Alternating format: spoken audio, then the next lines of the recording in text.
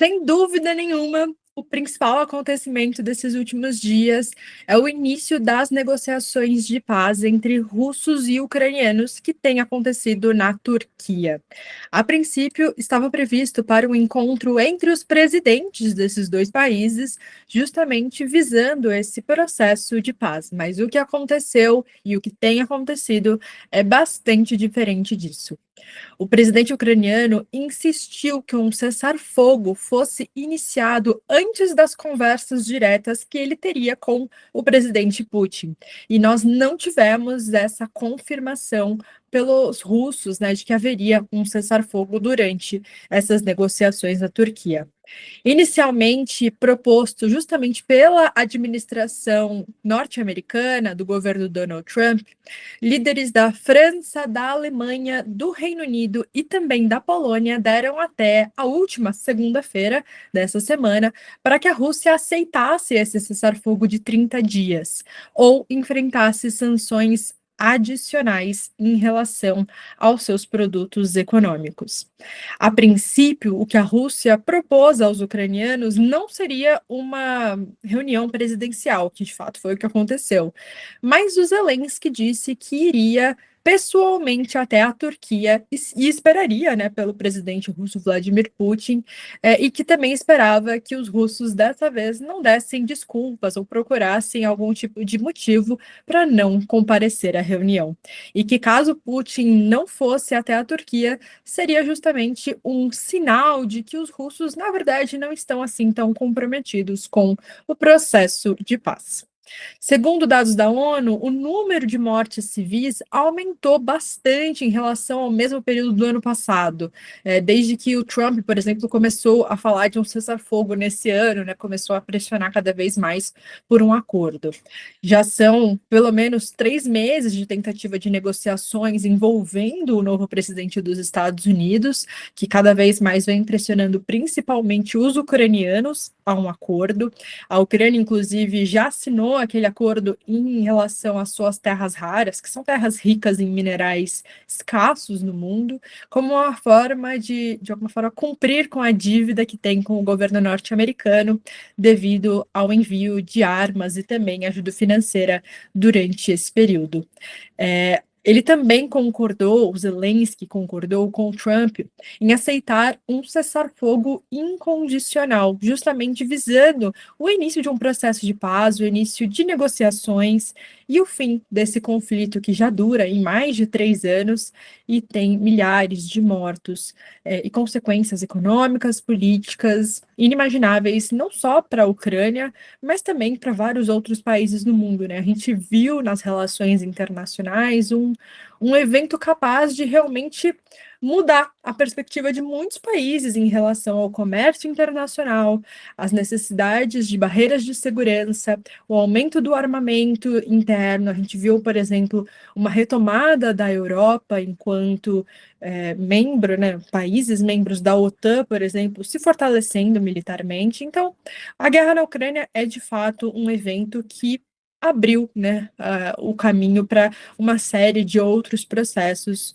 no sistema internacional. E agora a gente tem visto, pelo menos por parte da Ucrânia, uma tentativa aparentemente bastante sincera de pensar num processo de negociação e num cessar-fogo, mesmo que isso envolva uma negociação que não seja favorável aos ucranianos. O que a gente tem observado até agora, justamente são essas negociações que desfavorecem a Ucrânia. E mesmo assim, no atual momento em que o Zelensky está numa posição bastante frágil, ele vem aceitando tudo isso, enquanto a Rússia ainda se mantém com uma postura mais firme e com pouco interesse, né, de recuar em relação à guerra. O porta-voz do Kremlin declarou que a Rússia aceitaria esta trégua de 30 dias apenas se os países ocidentais parassem de suprir a Ucrânia com armamentos. Então, é uma forma, inclusive o presidente francês, Emmanuel Macron, reforçou isso em um discurso, que era uma resposta bastante insuficiente do país, né, da Rússia, e além de uma tentativa de ganhar tempo e de também colocar sobre a Ucrânia e sobre os países ocidentais que vêm apoiando a Ucrânia a responsabilidade sobre o fim desse conflito, enquanto que a gente percebe que, na verdade, uma boa vontade russa para essa finalização seria bastante importante, digamos assim.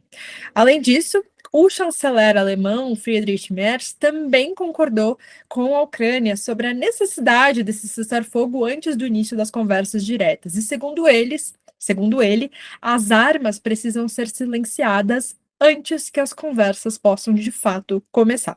E seria uma demonstração da Rússia com um comprometimento firme com a paz. O que a gente viu nesse processo de paz, que começou na quinta-feira, então, né, esse vídeo agora a gente está gravando na sexta, ontem a gente já teve esse início, foi uma mudança bastante radical dessa situação, na medida em que o Putin não compareceu à Turquia, ele não esteve lá, e mais do que isso, a delegação russa que foi enviada para esse processo de negociação é uma delegação bastante curiosa, no sentido em que foram apenas membros do baixo escalão do governo russo. Isso é uma forma de desrespeito quando a gente pensa ali na linguagem diplomática, nos inúmeros rituais que os países cumprem em relação à política externa. Quando você envia diplomatas e membros do governo de baixo escalão, a gente está sinalizando para o outro país que aquele assunto não tem importância, ou que aquele assunto não merece um investimento de tempo e de pessoal tão alto assim, a ponto de você poder mandar as pessoas que não têm, no geral, tanta capacitação para lidar com aquele tema, pessoas que não são as tomadoras de decisão de última instância e que não vão, de fato, resolver a questão. Né? Elas são apenas ali mediadores de uma questão, mas não são elas que vão tomar todas as decisões. E isso, no atual momento, mancham muito a imagem da Rússia, né? Porque de fato mostra essa falta de comprometimento com um acordo de paz. Obviamente, a Rússia está em vantagem hoje no campo de batalha. Então, de fato, existe um interesse relativamente menor dos russos do que em relação aos ucranianos para que esse conflito acabe. Lembrando aí, né, a Rússia tem domínio sobre aproximadamente 20% do território ucraniano, já reconheceu a independência de algumas repúblicas do leste, de alguma forma conseguiu se manter economicamente ativa, né, com a formação de novas parcerias. A Rússia se aproximou bastante da China nesse período. Então, a Rússia de fato tem vantagens no campo de batalha e fora do campo de batalha também com esse processo da guerra. Mas ainda assim, não é uma vantagem que seja gigantesca, a ponto da Rússia se recusar a um processo de paz, né? E o que a gente tem observado é justamente essa fuga muito constante dos russos para um processo de negociação.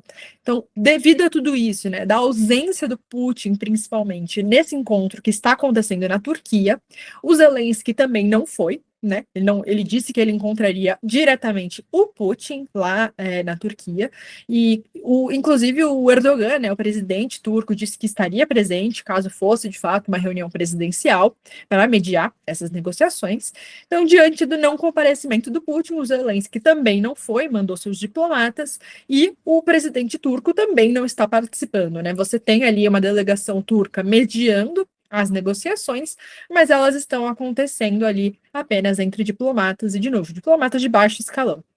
A imprensa não está participando desse processo de negociação, então a gente de fato tem muita pouca informação até o momento sobre o desenrolar de tudo isso.